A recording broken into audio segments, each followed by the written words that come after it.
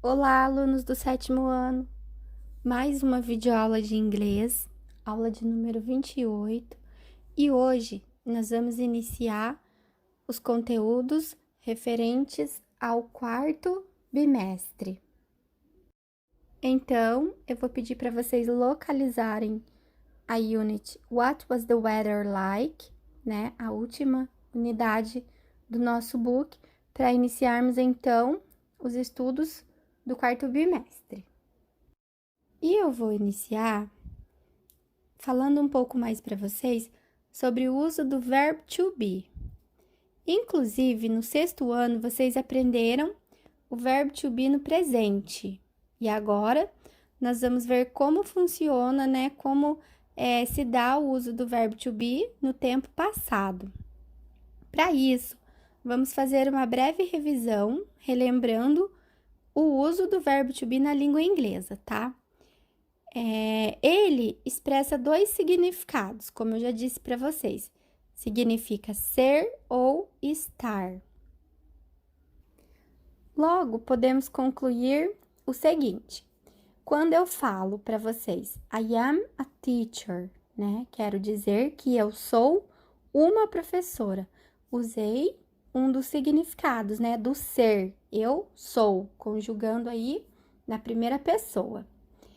E quando eu falo I am at school, eu estou na escola.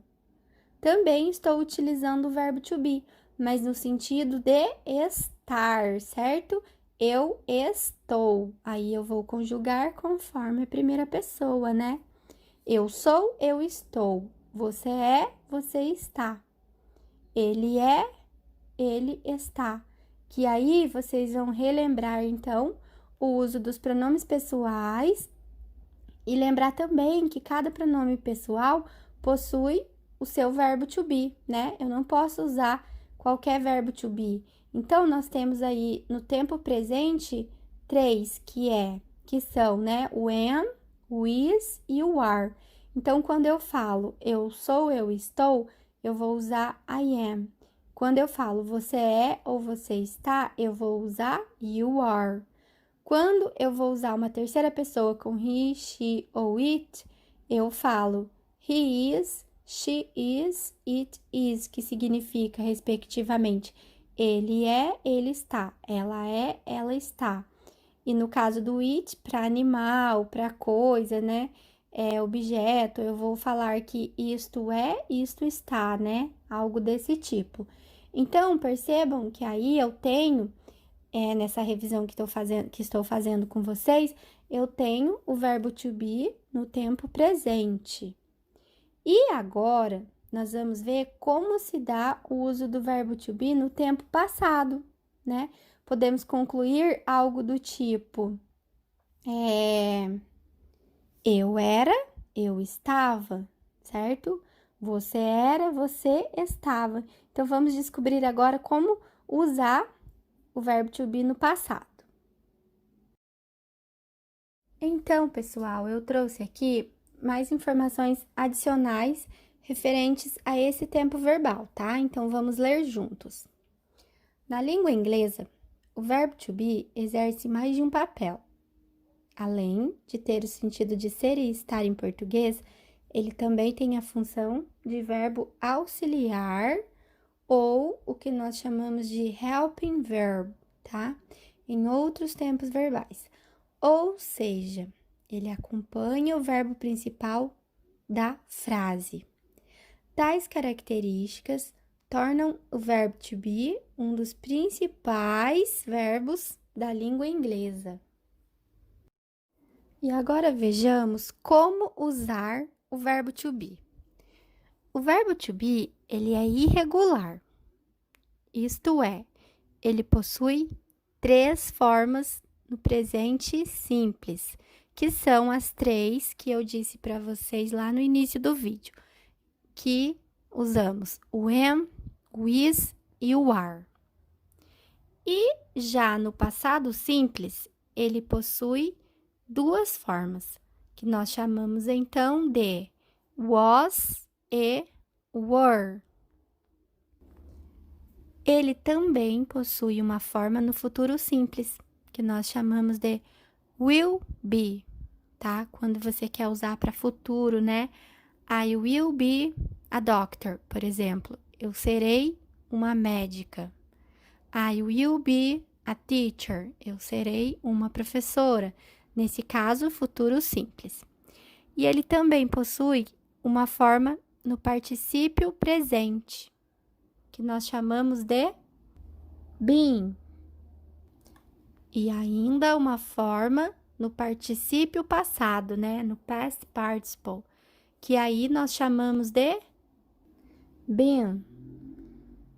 Inclusive, no particípio passado, nós temos 3 pronúncias para essa escrita, né? Para essa palavra. Podemos chamar de been, been ou ainda been, tá? Com um tom bem mais forte, né? A pronúncia mais usada é o been. E uma outra característica do verbo to be é que quando ele ocupa a posição de verbo principal da oração, né, da frase, da sentença, nós temos esse sentido de ser e estar. Caso contrário, ele ocupará a posição de verbo auxiliar, acompanhando então, nesse caso, um verbo principal na frase, né, da frase. Isso acontece especificamente nos tempos progressivos. E esses tempos progressivos podemos dizer que é o present continuous, o past continuous, né? E dentre outros tempos verbais. E temos também o verbo to be, ele pode ser usado na voz passiva. Isso também é importante destacar aqui essa informação. Temos essa informação importante. Isso vocês irão aprender mais tarde também, quando nós transformamos, né, uma frase da voz ativa para a voz passiva, falando em vozes do verbo, podemos usar aí o verbo to be, nesse caso. E na questão de estrutura gramatical, nós temos aqui a conjugação, né, do verbo to be no passado. Então, nós usamos o was e o were, certo? Então, vai ficar I was, eu era, eu estava.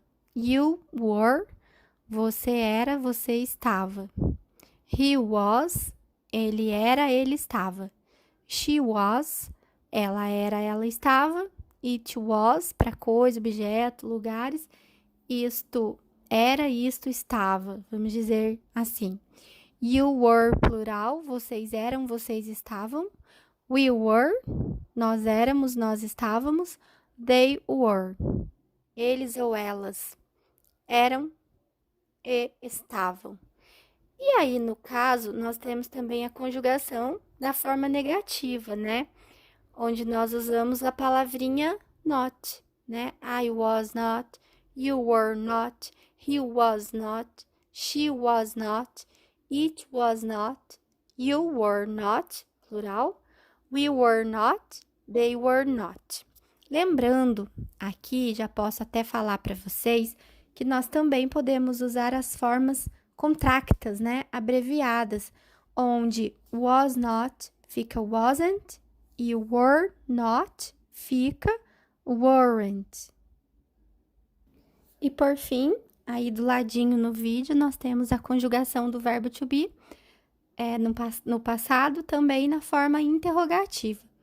Nesses casos, né, nesse caso da forma interrogativa, quem passa para o início da frase é o próprio to be, tá? Então, é só inverter a posição do pronome sujeito em inglês com o verbo to be. Então, em vez de falar como na afirmativa I was, na pergunta eu vou falar was I, né, alguma coisa, ponto de interrogação. Were you? Was he? Was she? Was it? Were you? No plural. Were we? Ou were they? Sempre verbo to be no início da frase. Temos aí, então, as 3 formas de usar o verbo to be no passado, tá? Em relação a formar perguntas, fazer uma sentença negativa ou uma afirmativa, fazendo referência aí a coisas de ser e estar no passado, né? Onde fica, por exemplo, era, estava, né? Quando você vai falar sobre um fato, né? When I was a child, por exemplo, quando eu era uma criança, nesses casos usamos to be simple past. E agora, para finalizar essa aula, eu trouxe aqui a nossa tarefa de inglês da semana, referente a essa unit, né? What was the weather like? Vocês irão fazer a página 16 e 17, que é um grammar review, né? Uma revisão aí de alguns conteúdos que já estudamos anteriormente. Dentre eles, né, o verbo can, o uso do can, do can't. O segundo exercício sobre pronomes possessivos, né, o my, o your, his, our, entre outros. E o 3, um exercício para vocês darem respostas usando aí present continuous. Qualquer dúvida para realizar esses exercícios de revisão, basta olhar nas unidades anteriores, porque como é um review, tem tudo no próprio book ou no caderno de vocês.